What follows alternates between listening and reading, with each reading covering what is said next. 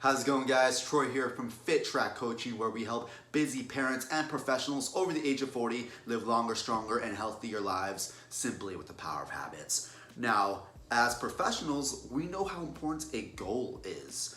We use it in our professional lives. We talk about what the goal is, why the goal is, what are key performance indicators, complicated words like that. But today we want to talk about how to clarify, simplify, and track a goal so you know if it's getting you closer to the success you're looking for in your health and fitness journey.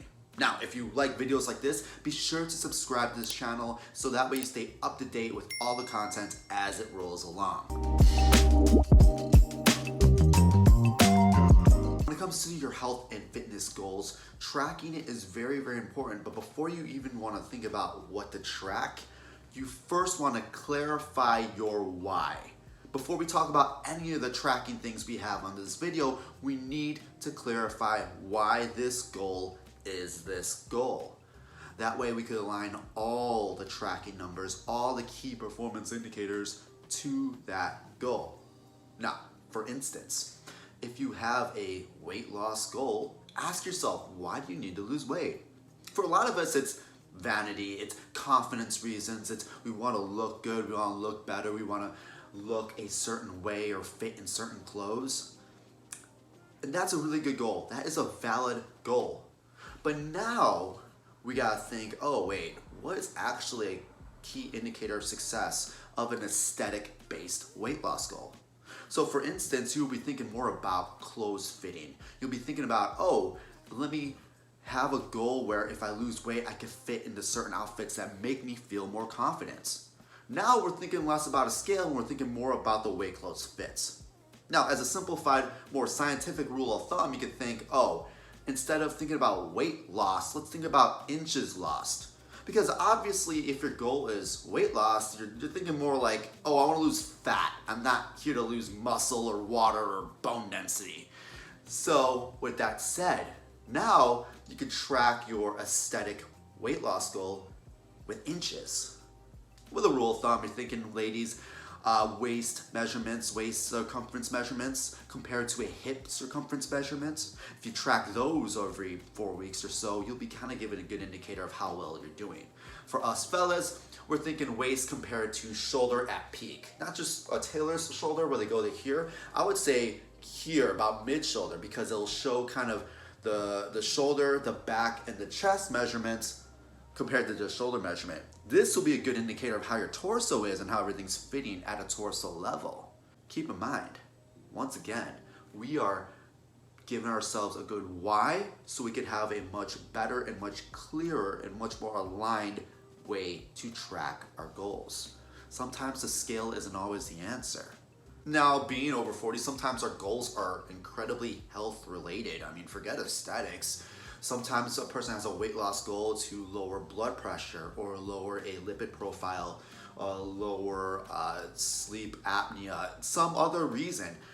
Whatever the reason is, you want to have a way to gently and regularly monitor that underlying why. So for those who are like trying to lose weight or get healthier due to blood pressure reasons, buy a home monitor and use a home monitor every 3 weeks or so. With health stuff, again, take my advice with a grain of salt and consult your healthcare professional on measuring it from home. But don't forget about that underlying reason. Scale weight can fluctuate up and down.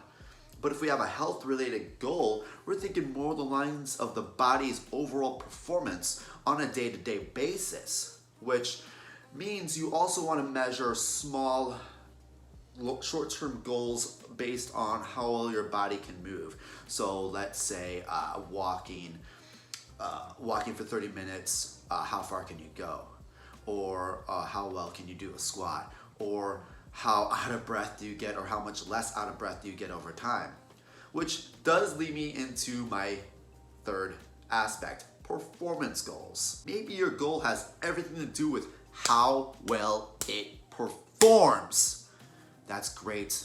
And that may be some of the easiest things to track because certain exercises you're gonna do on a regular basis. So all you have to do is take a certain number of those exercises and take another aspect of that exercise and compare it. What do I mean? Well, let's say this. Like the previous example, let's say you walk, swim, bike, or run a mile. You probably won't swim a mile, but you get what I mean. You take that mile, you take that distance, and then you could regularly, maybe every 4 weeks, do that same distance and see how much less time it takes to do that. If you're doing that same distance faster, that is a trackable indicator of success in your fitness journey. In fact, you could flip the script. Let's say you just want to go for a walk for 30 minutes.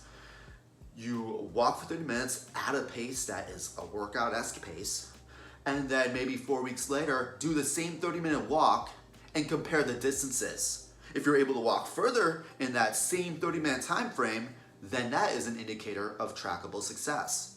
As you can see, it's just an equation. You basically take one constant number and compare it with one number over and over again. Another example, let's say you have a strength goal. Let's take a bodyweight exercise like a push-up. So let's say over the course of 40 seconds, you're able to crank out 10 push-ups, 20 push-ups. Now, a good trackable indicator of success is, hey, can I do more push-ups in that same time frame? Can I do more push-ups with less rest? Can I do more push-ups with less reset? Can I do a different version of the push-up? Let's say you started with wall push-ups or started with the elevated surface push-up and you're able to go to the hands and knees push-up or the hands and feet push-up. That is a trackable indicator of performance success. You see, we could go on and on about certain things you can do to see how much stronger or how much more healthy you're being over time. When it's all said and done, if your goal has a trackable method and a powerful why, you will now have a great indicator of success on your fitness journey. And the power is just going to be able to regularly track that progress and be encouraged as you go along. Now, if you want to jump in the conversation, throw your why into the comments below. Let us know why you have this fitness journey. Let us know why you have a certain fitness goal. Remember, the power of the why is where everything starts. And from there, you have a more clear indicator of trackable success. Now, if you like this video, be sure to like it, be sure to share it with your friends, and if you haven't already, subscribe to FitTRAC Coaching so you can be up to date on all our videos. This has been Coach Troy. I will talk to you later.